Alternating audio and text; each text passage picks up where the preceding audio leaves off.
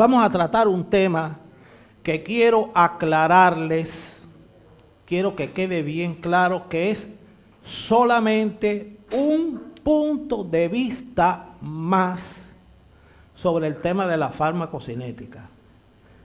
Generalmente, en los libros de anestesia intravenosa o en los libros de farmacología general, la farmacocinética es enfocada con un peso específico muy importante sobre la matemática. Y no sé qué pasará acá, pero en mi país, cuando el médico ve la fórmula, pasa la hoja y busca las conclusiones. Se los digo así directamente. Yo llevo mucho tiempo enseñando farmacocinética y he encontrado una vía intermedia, porque bueno, obviamente lo ideal sería poder descifrar esa entelequia sin ser un matemático. Simplemente cuando uno ve la fórmula, tener una imagen, representarse una imagen de qué quiere decir. No está para que uno se ponga a despejar fórmulas en el quirófano. No, nada que ver. Para eso están los eruditos que ya lo hicieron. Pero simplemente cuando uno ve el artículo, entonces ver qué es lo que me quiere decir. Y si nos da tiempo, después podemos hablar también de ese aspecto. Ahora vamos a ver cuál es la interacción entre la fisiología y la farmacocinética para ver cómo nos podemos aclarar un poquito más de ese fenómeno que tiene que ver con lo que el organismo le hace a la droga. Porque generalmente todo el mundo domina lo que la droga le hace al organismo. Esto es una recopilación de cualquier cosa que aparece en cualquier libro, donde ustedes ven que van a describir una droga y tiene, bueno, pues el peso molecular, el pK, la unión a las proteínas, el tiempo de vida media de distribución, el tiempo de vida media de eliminación beta o rápido, el tiempo de vida media de eliminación lento, ¿sí? Depende si estamos enfocando en un fenómeno bicompartimental o tricompartimental. Generalmente estas cosas se explican mucho más fácil cuando la enfocamos desde un punto de vista bicompartimental, que es como lo vamos a hacer hoy. Pero esos datos aparecen en la literatura. El volumen de distribución central, el volumen de distribución en el estadio estacionario, el aclaramiento, las concentraciones, la S50, la C95, que no la puse, pero da igual, la concentración plasmática eficaz, que para algunos es el de la hipnosis y para otros es de la analgesia, la concentración plasmática mínima para la depresión miocárdica, que algunos, y el tiempo de vida media del KEO. Algunos espacios están en blanco porque el dato o no aparece en la literatura o yo no lo encontré. Pero bueno, aquí hay muchos libros, por lo menos son números que a veces nosotros ni siquiera tenemos la más remota idea de qué podemos hacer con ellos. Y si por ahí le preguntan a uno cuál es el tiempo de vida media de distribución del propofol, te quedaste en blanco. Miren, hay dos formas de aprender farmacocinética. Una es que usted llegue y coja el brochure del producto o le pregunte al compañero de al lado o al visitador médico, ven acá, ¿cuál es la dosis de esto? ¿Cuánto es el máximo que puedo usar? ¿En qué caso lo puedo usar? Y ahí empiezas a trabajar y listo, ¿no? Y la otra es leerse estas cosas, meterse un poquito en la matemática y sacar de conclusiones. Yo les puedo decir que los dos métodos son válidos, pero el primero es como un método de ensayo y error. Empiezo a hacer eso que me dijeron y veo qué resultado me da. Pero eso puedes demorarte añares en poder hacer una conclusión. A lo mejor pasan tus 35, 40 años de vida útil como anestesiólogo y nunca te diste cuenta realmente de lo que pasaba. Yo recuerdo que, bueno, hay un libro que yo recuerdo, un libro muy antiguo, que decía que la prostatectomía, algo así, estoy tratando de recordar exactamente, la prostatectomía retropúbica, como es un una operación indolora, pues solo se necesita una dosis de tiopental y algo de meperidina en ocasiones. Claro, ponía una dosis de tiopental que ponía a la gente en un coma profundo o cerca de la muerte y por supuesto, y mucha gente moría también. Cuando el anestesiólogo al pasar de los años quiso evitar que las personas se murieran y empezó a reducir las dosis, se dio cuenta que la prostatectomía retrobúbica sí dolía.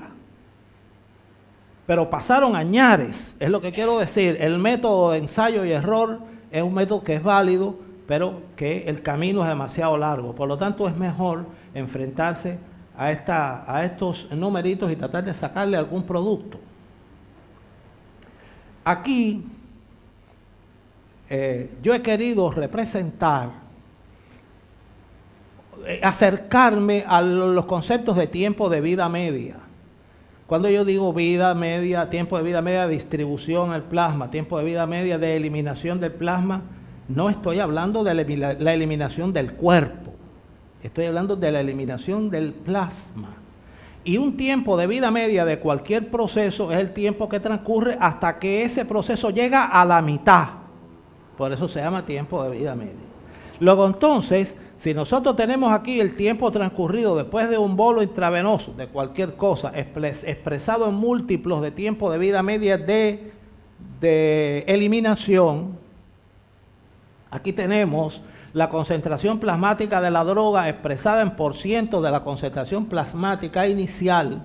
Y aquí tenemos la reducción de la concentración plasmática expresada como % de la concentración plasmática inicial. Vamos a ver que en el tiempo cero, o sea, cuando no ha habido ninguna eliminación, el 100% de la concentración está en el plasma, ¿es cierto? Y no ha habido ninguna reducción.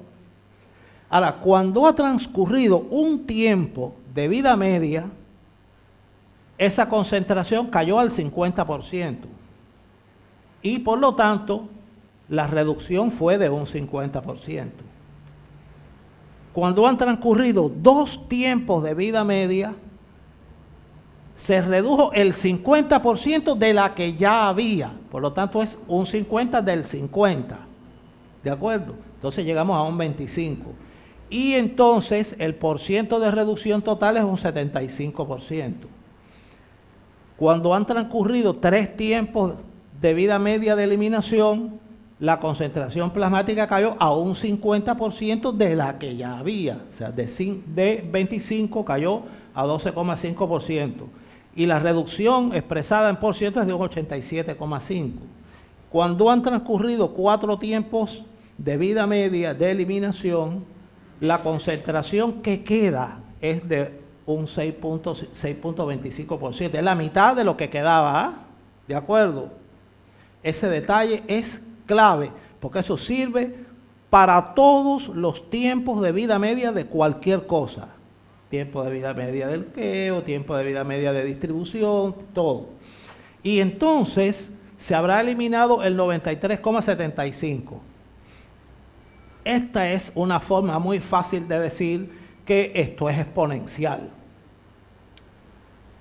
Porque aquí lo que está viendo, como habíamos mencionado en la charla anterior, que el mecanismo básico, hombre, el básico es la difusión. Sabemos que hay otro, a veces hay transporte activo, que si pinocitosis y todo eso, pero el básico, el que da cuenta del mayor porcentaje del intercambio a través de la membrana es la difusión. Y eso es dependiente del gradiente de concentración. Si hay más concentración, pues va a pasar más, pero a medida que va disminuyendo va pasando menos. De acuerdo es que tienen que transcurrir, por eso es que los libros dicen que transcurren de 3 a 5 tiempos de vida media de tal cosa para que tal fenómeno ocurra. ¿De acuerdo? Bueno, esta es la base de todo lo demás que de los ejemplos que vamos a poner para poder explicar lo que hacemos más o menos todos los días. Esta es una situación de un caso en que vamos a analizar el impacto de la velocidad de la inyección. Y vamos a inyectar 200 miligramos de propofol. ¿Qué es 200 miligramos de propofol? Es algo que todos los días ponemos 200 miligramos de propofol. Nadie se tiene que asustar porque puso 200 miligramos de propofol. Lo hace todos los días. y vemos que si vamos a hacerlo en 10 segundos, ¿qué va a pasar?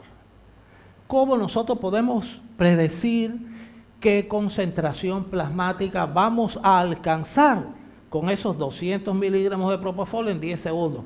Fíjense que, como les dije en la otra charla, tenemos que ir cambiando la mentalidad de forma de pensar dosis a forma de pensar concentración.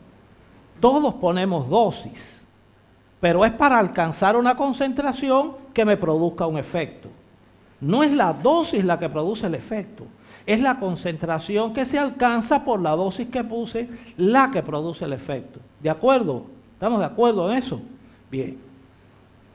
Entonces, si ese individuo tiene un gasto cardíaco que normalmente debe ser igual al retorno venoso de 5.000 mililitros por minuto, o sea, 5 litros por minuto, en 10 segundos de ese retorno venoso, yo voy a tener 5.000 por 10 sobre 60, 833 mililitros. O sea, esos 200 miligramos, en lo primero que se va a diluir es en esos 833, del ejemplo que estamos poniendo, Ok.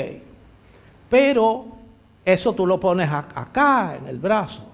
Luego él tiene que llegar al corazón derecho, ¿no es cierto? Por el retorno venoso. Bueno, pues ahí se va a unir con otros 120 mililitros que están ahí.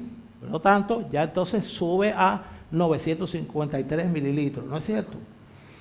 Luego pasa por la circulación pulmonar, ¿no? Allí habitualmente más o menos te vas a encontrar con 500 mililitros y ya vamos por 1453, ¿ok?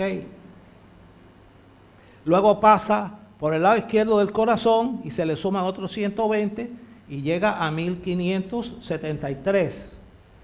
Por lo tanto, cuando ese medicamento, esos 200 miligramos de propofol, van a salir por la aorta y de ahí van a salir para el resto del cuerpo, incluyendo las arterias coronarias, esos 200 miligramos se van a diluir en 1573 mililitros. O sea, vamos a concentración es igual a dosis dividido volumen, ¿no es cierto? Ok. Son 0,127 miligramos por mililitro, que eso equivale a 127 miligramos por litro o 127 microgramos por mililitro. 127 microgramos por mililitro. Yo voy a virar hasta aquí. Miren, el propofol, la S50 para la hipnosis de propofol es de 2 microgramos por mililitro. Perdón, y con 200 miligramos de propofol, la concentración que alcanzamos en arteria es como 60 veces más. Hay que pensar. Si aumentáramos tentativamente la velocidad de la inyección, en lugar de 10 segundos, lo haríamos en 30 segundos. Bueno, el gasto cardíaco igual, pero entonces la dilución sería en 2.500 mililitros. Ok.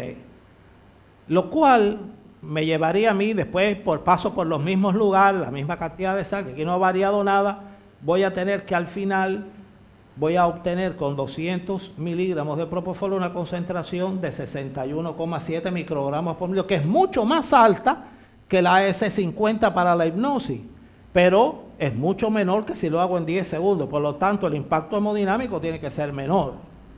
¿Ok? Ya por ahí te vas dando cuenta por qué tentativamente uno intuye que en el paciente que tiene una reserva cardíaca limítrofe inyecta un poquitico más lento. Pero esta es y sin entrar en la fantasmagoria y de la entelequia exponencial ni logarítmica, simplemente la fisiología. Ahora, si nosotros lo que hacemos es reducir el volumen, nos vamos a enfrentar a un paciente con hipovolemia, pero somos tan ignorantes que digo, bueno, pero igual lo hago en 10 segundos. Velocidad de la inyección 10 segundos, sin tener en cuenta que el paciente está hipovolémico. Y después de todos esos pasos, iguales que el anterior, claro, aquí al paso a través del corazón derecho es menos porque tiene menos gasto cardíaco, menos retorno venoso. Lo mismo pasa con la circulación pulmonar, pero fíjense, por esa inyección en 10 segundos vamos a alcanzar una concentración plasmática de 181 microgramos por mililitro solamente porque el tipo tiene 2 litros menos de volumen circulante. Hay que prestarle atención o no a esas cifras que vienen en los libros y adaptarlo a la situación del paciente. ¿No es cierto? Fisiología. Aquí todavía no hemos hablado de nada exponencial. Ahora, pongámonos una pregunta. Vamos a escoger un bolo de tiopental. Un ejemplo, podríamos hacerlo con cualquier otro, ¿no? Supongamos que vamos a administrar una dosis bolo de tiopental a un paciente que pesa 50 kilos. Vamos a decir una paciente para que sea más exacto el 50 kilos.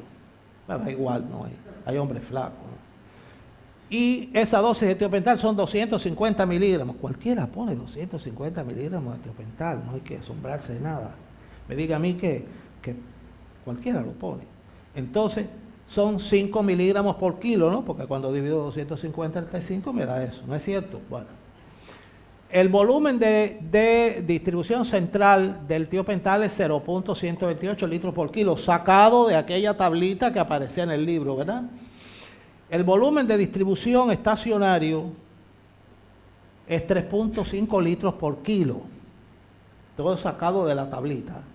El tiempo de vida media de distribución, 3.3 minutos. El tiempo de vida media de eliminación son 781 minutos, unas 13 horas. La concentración plasmática de tiopental para la depresión miocárdica se calcula alrededor de los 70 microgramos por mililitro. Y la concentración plasmática de tiopental para la hipnosis alrededor de 10 microgramos por mililitro. Eso es sacado de la tablita esa que recopilamos de las distintas informaciones de los libros. Por lo tanto, ¿cómo evaluar una dosis bolo de tiopental? Bueno, yo sé que la concentración que yo quiero alcanzar es igual a la dosis de carga dividido el volumen en que se va a distribuir.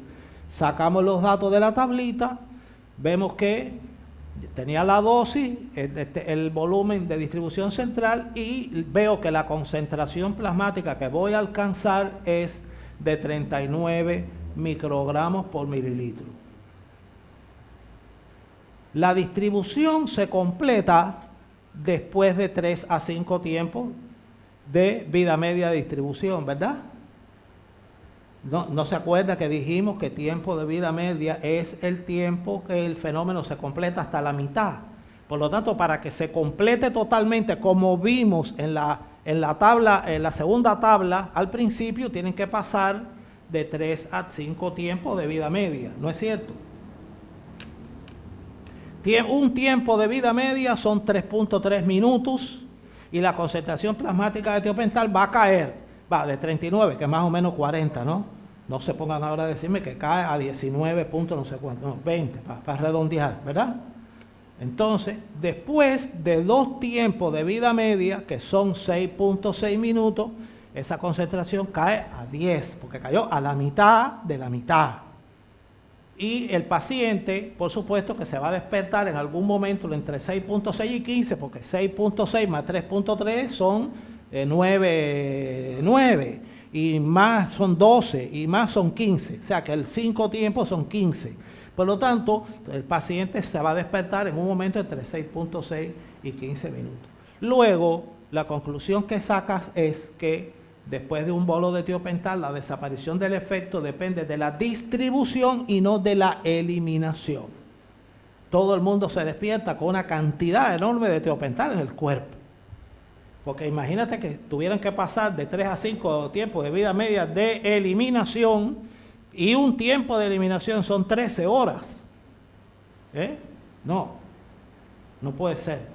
La gente se despierta por distribución. ¿Ok? Porque luego por ahí empieza el análisis, no, que metabolizó mucho, porque si es bebedor y entonces metaboliza. No, nada que ver. Nada que ver. ¿Qué cantidad puede metabolizar una persona en 15 minutos del bolo? Nada. Ahora, ¿Cómo calculamos el ritmo de infusión? Aquí estamos enfocando todo como si fuera activa manual. Nadie tiene la perfusora sofisticada. Esto es para trabajar en cualquier circunstancia, simplemente apoyándose en los datos de la literatura que me describen, que si conozco esos datos, puedo describir cómo el organismo va a trabajar con ese fármaco. Sirve para cualquier fármaco. Estos son puros ejemplos. Bueno, vamos a poner un ejemplo de sedación. Fíjense, aquí no vamos a inducir hipnosis profunda. Sedación de propofol en un paciente de 60 kilos. El ritmo de infusión para el mantenimiento es igual a la concentración plasmática del estadio estacionario por el aclaramiento.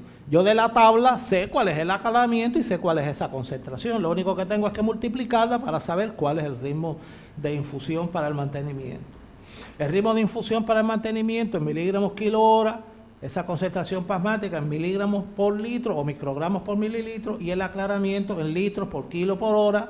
Tengo que saber todas las unidades, las tengo que poner iguales para que me dé, porque también el aclaramiento lo puedo dar en miligramos kilo minuto, ¿no? Pero bueno, estoy trabajando con litros. Por lo tanto, los 200 miligramos por hora, que es un ritmo de infusión que pone cualquiera, van a ser en los 60 segundos 3.33 miligramos kilo hora. Ok, acuérdense que estamos sedando. El aclaramiento del propofol son 3.55 litros kilo hora. Por lo tanto, la concentración plasmática que yo voy a alcanzar en el estadio estacionario, cuando hago la cuenta, es 0.94 microgramos por mililitro. Recuérdense que estamos sedando. La concentración hipnótica del propofol es de 2 microgramos por mililitro. No hemos llegado porque lo que estamos es sedando, ¿verdad? Y hay que tener en cuenta que la concentración plasmática en el estadio estacionario durante la infusión, no damos bolo, es infusión nada más.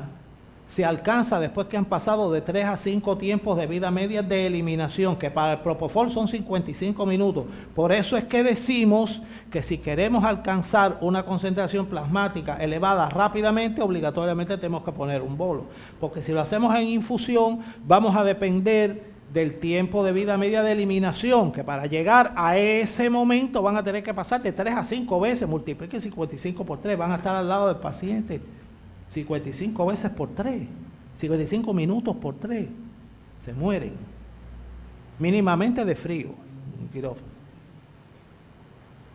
Fíjense, esta es una escala interesante que relaciona la escala de Ramsay, que es una escala de evaluación de la sedación, con las concentraciones en sitio de efectos de propofol. Y para tener un Ramsay de 3, 4, que es dormido pero cooperativo, abre los ojos, o sedación profunda, reacción al dolor, la concentración tiene que estar entre 0,6 y 1. En este caso, nosotros habíamos alcanzado la de 0,94, ¿no es cierto? Entonces, también de un dato que viene en un libro que nos describe cómo actúa tal medicamento, podemos inferir que de esa manera, con ese ritmo de infusión, podemos mantener sedado nuestro paciente con un Ramsay entre 3 y 4. ¿Ok? Bueno. Pero ¿por qué se durmió tan rápidamente? Si el paciente, si estamos con un ritmo de infusión, no hemos hablado de bolo, ¿verdad? Estamos hablando del ritmo de infusión que tienen que pasar de 3 a 5 tiempos de vida media de eliminación. Pero ¿por qué se durmió tan rápidamente? Bueno, si yo tengo que son 3.33 miligramos por minuto, esos 200 miligramos por hora que puse, y el gasto cardíaco de ese paciente en reposo normal son 5 litros por minuto, la concentración alcanzada en la arteria son alrededor de 0.666 microgramos por mililitro. Si vamos a la tabla, ya estás en un Ramsay de 3. ¿Viste? O sea que la concentración plasmática en arteria, acuérdate que nosotros inyectamos en vena, pero él llega allá arriba por una arteria. Todo eso, viste, esas diluciones que estuvimos haciendo un rato son un ejercicio práctico para saber que todo eso va a pasar mientras llega el efecto, ¿verdad?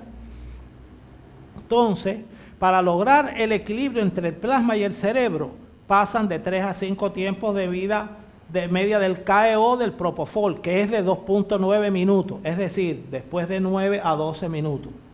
Porque obviamente él se va a demorar de la vena donde yo la pongo al cerebro, el tiempo de circulación brazo-cerebro, que son como unos 12 segundos, algo así. ¿Ok? Pero él no actúa porque lo pusiste en la sangre. Actúa porque pasa de la arteria para el sitio de efecto. Por el mecanismo de difusión. Mecanismo de difusión que es exponencial. Tiene que pasar de 3 a 5 tiempos de vida media de algo, de lo que determina ese proceso. ¿Y cuál es el parámetro que describe esa situación? El tiempo de vida media del KO. Ya. Utilizamos el parámetro de la literatura y sabemos para qué sirve. No, sin tratar de deducirlo de la intelequia formularia. ¿Ok? Por lo menos estamos dando el primer paso, que es perderle el miedo a la fórmula. Porque sabes que detrás de ella no hay ningún fantasma. Entonces, si añadimos 2 minutos el equilibrio pulmonar, se genera un round size de 3 entre 11 y 14 minutos, que es lo que pasa habitualmente. Le empiezas a poner la infusión y el tipo a los 10, 12, 14 minutos pues está en el estado ese que tú deseas. Y esto explica por qué el paciente se sedó en tan poco tiempo. ¿Ok? Ahora, ¿qué hacer cuando quieres que la droga administrada por infusión actúe inmediatamente? Necesitas una dosis de carga. Dosis de carga es igual a la concentración por en estadio estacionario por el volumen de distribución central. Cuando tú tienes que la concentración en sitio de efecto de propósito para un Ramsay de 3 es de 0,6 microgramos por mililitro. El volumen de distribución central de Propofol es de 0.63 litros por kilo. Estos datos pueden variar de un libro a otro, pero igual lo que a mí me interesa es el principio de la utilización del dato, no el dato en sí. La dosis de carga es, por lo tanto, cuando sacas la cuenta, 0,378 miligramos por kilo. Si el paciente pesa 60 kilos, según la fórmula esta es la fórmula de Boyer o Boyes, como quieran decir, es 60 por 0,378, son 22.68 miligramos. ¿Quién pone 22 miligramos para sedar a un paciente? Por favor, sean sinceros. Nadie. Todos sobredosificamos. Todos. Cosa que tenemos que tener en cuenta porque si el paciente tiene una reserva cardíaca limítrofe, nos puede sacar un susto. ¿De acuerdo? Debemos haberlo pasado muchísimas veces, pero yo veo que todo el mundo hace así. Entonces, bueno, si utilizamos la fórmula de Mitenko y Oglive, donde el volumen central se sustituye por el volumen de distribución en el estadio estacionario, pues entonces es mayor, porque son 2.82 miligramos por kilo, y eso nos puede dar una dosis de 169.2 miligramos, lo cual puede ser demasiado. Luego entonces debemos utilizar mejor el volumen central de distribución y después ver cómo planificamos el resto de las dosis. Ahora, yo quiero un ejemplo hipotético. Supongamos que yo soy un visitador médico y vengo a traerles un fármaco que viste que esto es lo mejor del mundo. Lo que te traigo ahora es, viste, tengo un analgésico postoperatorio aquí que te va a fascinar porque mira, tiene un tiempo de vida media de distribución de 1000 minutos. ¿Sabes cuánto dura la analgesia? Una eternidad. Se la pone y nunca va a tener dolor. Es toda una maravilla. Entonces, pero como ya eres un médico que aprendiste a sacar de la literatura los parámetros farmacocinéticos y a estudiar y ver cómo tú puedes caracterizar ese fármaco desde ese punto de vista, te detienes y empiezas a ver otras cosas. Dices, bueno, pero mira, tiene un peso molecular de 420, debe difundir rápidamente porque un poro tiene 1000, pasa por ahí muy rápidamente, ¿no? Y bueno, y es liposoluble, por lo tanto también debe... el hidrosoluble pasa con más dificultad, ¿no es cierto? O si es una macromolécula, no pasa. Tiene un pK, viste, que con un pH muy cercano al plano, por lo tanto, y si es una base, que la penetración es impresionante. Pero mire que tiene tiempo de vida media de KO bajito, debe empezar a actuar muy rápidamente. Entonces me fijo así en los demás aparatos y vamos a ir analizando qué pasa. Por el tiempo de vida media del KO, vamos a tener un rápido alivio después de la administración endovenosa, porque tú la administras y como es rápido, viste, rápidamente se va a equilibrar entre la circulación arterial y el sitio efecto. ¿De acuerdo? Si no están de acuerdo, me levantan la mano y dicen, no estoy de acuerdo, me explican por qué. Como tiene la relación S50 para la analgesia y la S50 para la depresión respiratoria es enorme, por lo tanto da un margen de seguridad, porque lo que necesitas es una concentración muy bajita para que dé analgesia y necesitas una concentración muy grande para que dé depresión respiratoria, por lo tanto es seguro de usar el fármaco. Todos esos datos los sacas ¿de dónde? Voy a ir para atrás, de aquí, que pueden venir incluso hasta en el brochure. A veces nadie se lee el brochure, igual que no se leen los manuales de los aparatos. Eso es un problema. Te ponen una máquina de anestesia, ni manual lee, no sabe cómo es, no sabe y quieres hacer de todo con ella y no puede ser. A veces sí, es como si tú tienes un Mercedes-Benz de esos carritos, ¿viste? Chiquitos que son una cucarachita así, bueno, o si lo vas a comparar con un Mercedes grande, con el Mercedes grande puedes hacer el Rally París-Dakar, con el chiquito no, pero con el grande no te puedes meter por una callejuela del barrio chino de La Habana Vieja, porque no entra el carro ahí, entra el otro. Entonces cada cual tiene que saber hasta dónde puede llegar con lo que tiene, ¿no es cierto? Si tienes una botella y un equipo de suero, sabes que eso tiene un 30% de imprecisión. Si tienes una TCI, sabes que solamente la imprecisión está alrededor de 1 o 1,5%. Por lo tanto, tienes que saber hasta dónde puedes llegar. Bueno, seguimos analizando esa maravillorfina. Le pusimos una maravillorfina porque es una orfina maravillosa, ¿verdad?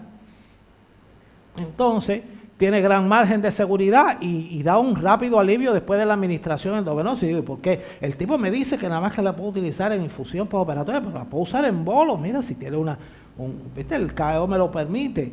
Y bueno, si necesitamos una concentración plasmática ideal de 2 microgramos por mililitro, que es el doble de la S50 para la analgesia,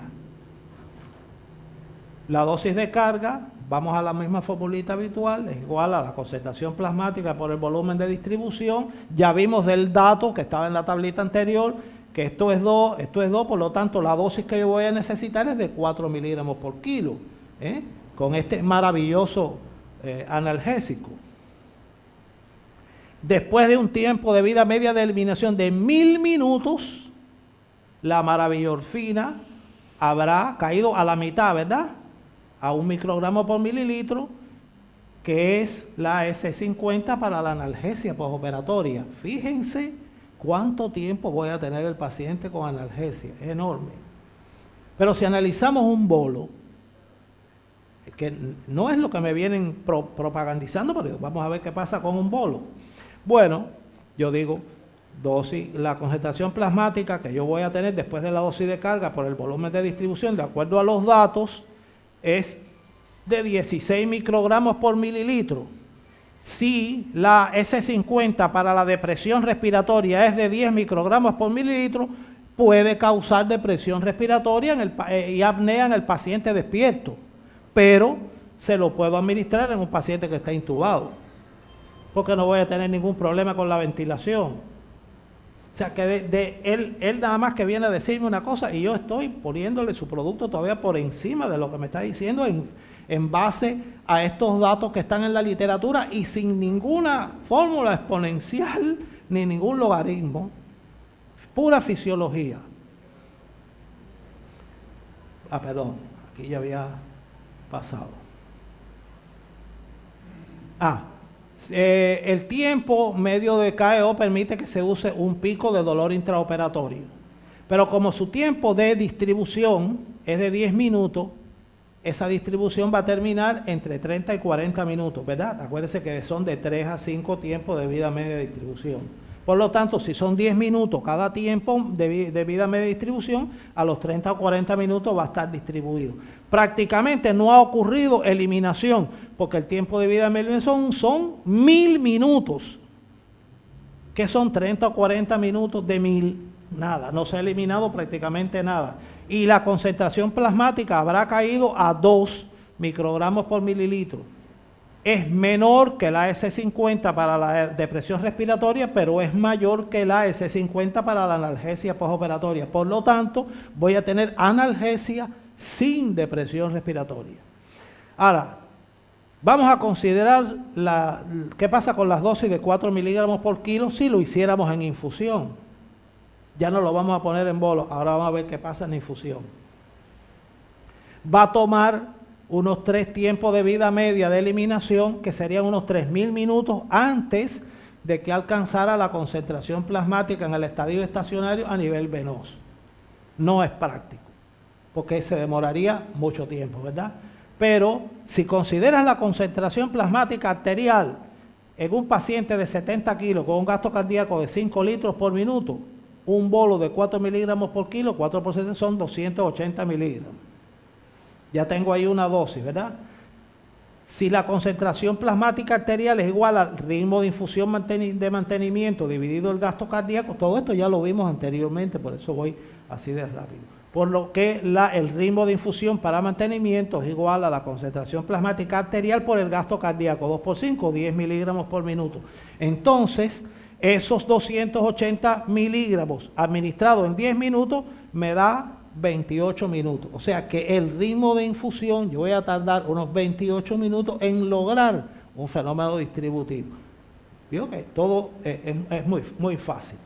Por lo tanto, se puede administrar una dosis de 4 miligramos por kilo en infusión de 30 minutos sin sobrepasar la concentración plasmática de 2 microgramos por mililitro, tanto intra como posoperatoriamente. O sea que ya ese fármaco que me lo vienen presentando como algo que sirve solamente para el postoperatorio, yo sé por la inferencia que hago a partir de los datos de la literatura que no miraba nunca y que ahora voy a empezar a mirar y analizar, veo que también lo puedo utilizar desde el intraoperatorio. Veo qué pasa si lo pongo en bolo, veo qué pasa si lo pongo en infusión continua. Y tengo la idea de predecir hasta cuándo ese fenómeno que ese efecto que yo quise alcanzar va a durar o va a desaparecer. Ahora, ¿cuál será la dosis máxima intraoperatoria de esa maraviorfina sin causar depresión respiratoria? Vengo a la S50 para la depresión respiratoria, que es de 10 microgramos por mililitro, por lo que suponemos que 7 es una concentración plasmática segura, porque ese 50 es para el 50% de los individuos, ¿verdad? Bien. Volvemos a los datos del fármaco. Volumen de distribución, 2 litros por kilo. Concentración plasmática es igual a dosis por volumen de... Esto lo repito para que vean que es útil. 7 por 2, 14 miligramos por kilo. ¿Ven? Entonces, 14 miligramos por kilo es la dosis máxima de maraviorfina que puede ser administrada en bolo o en infusión. ¿De acuerdo? Ahora, para terminar, vamos a prestarle atención a algunas consideraciones que siempre, absolutamente siempre, tenemos que tener en cuenta. Una, que las drogas hipnóticas no hacen que la gente se duerma porque la sangre se duerma. Las drogas analgésicas no alivian el dolor por algún efecto analgésico sobre las células sanguíneas. Los relajantes musculares no causan parálisis paralizando las células sanguíneas.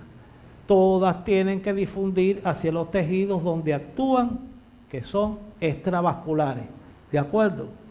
Por lo tanto, tenemos que prestar atención a todos los tiempos de vida media que caracterizan tanto los fenómenos de distribución, de eliminación, como el tiempo de vida media del KO cuando el fármaco lo tiene descrito, porque eso es lo que me va a decir con qué velocidad va a haber el equilibrio entre la sangre y el sitio efecto. ¿De acuerdo? Las dosis totales de anestésicos intravenosos necesarias para la hipnosis no se correlacionan verdaderamente con el peso corporal total. Las dosis de agentes de inducción intravenosa se correlacionan mejor con la masa magra, el gasto cardíaco, el volumen sanguíneo central y el volumen sanguíneo pulmonar. Lo vimos mientras hacíamos las cuentas de lo que se diluían las dosis, ¿verdad? Y lo de la masa magra, bueno, cuando tú inyectas, pongamos que tienes un obeso que tiene un índice corporal de 40, pero lo inyectas en la sangre, ¿con qué tejido adiposo se encuentra ese fármaco para tener en cuenta? Eso no está en la sangre. Por lo tanto, el obeso y el no obeso se te va a dormir, viste, con lo mismo, al mismo tiempo. Hombre, vas a tener un poco de gasto cardíaco, pero es mínimo, que está dentro de esa grasa, porque sabemos que la grasa tiene poca vascularización. Tentativamente, esa cuenta que sacamos en base a 5 la puedes llevar, digamos que a 7 o a 8, pero nunca tanto. Y de ahí pues extrapolan los resultados. Pero no quiere decir que porque pese 120 kilos haya que ponerle los 14 por 120, no. Se pone en base a la masa magra, porque ya sabemos que estas dosis de agente de inducción intravenoso se correlacionan mejor con la masa magra, el gasto cardíaco, el volumen sanguíneo central y el volumen sanguíneo pulmonar. Y la terminación de la acción de una dosis pequeña va a depender de la distribución. Una dosis pequeña puede ser una dosis bolo pequeña o una infusión que dura poco tiempo. Mientras que la terminación de la acción de una dosis grande depende de su eliminación, del tiempo de vida media de eliminación. ¿De acuerdo? Por lo tanto, esos datos que nos ofrece la literatura hay que mirarlos, hay que analizarlos, someterlos a debida consideración para poder sacar una conclusión sobre el fármaco que tenemos delante, sea cualquiera que sea el fármaco. No solo guiarse por las propagandas, sino por el análisis que cada uno haga de estos factores. Ahora, también en las infusiones cortas, como les decía, se pueden considerar la dosis total administrada como una dosis bolo, porque dura tan poco tiempo que todavía el famoso tercer compartimiento o el segundo incluso no ha tenido, cuando ese es un bicompartimental donde el B2 es enorme, porque tiene lo que comprendería en el tricompartimental el B3, para predecir el ritmo de decaimiento de la concentración plasmática, considerando que la farmacocinética de distribución y de eliminación.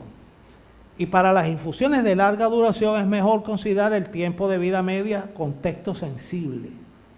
Ya lo habíamos dicho en la charla anterior, sobre todo cuando utilizamos TSI, que ya ahí vamos a tener que para conocer el tiempo tenemos que conocer el tiempo de decaimiento o el tiempo de vida media sensible con texto, que es un tiempo de decaimiento pero para el 50% de la concentración plasmática.